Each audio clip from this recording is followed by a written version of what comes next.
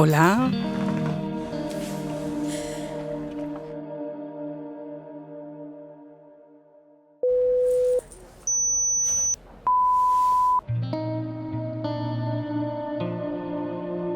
Quiero que me repitas las palabras que escuches. Moza. Moza.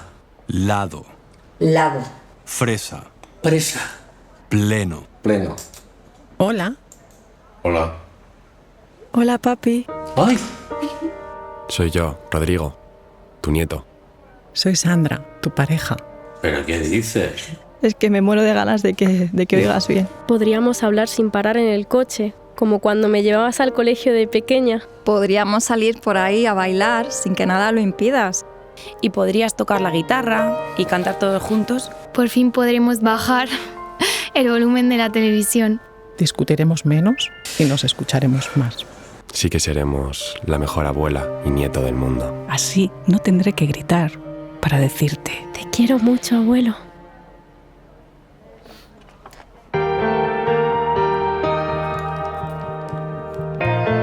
Ahora dime cómo oyes esto.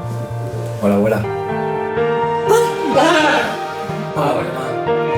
¿Pero qué?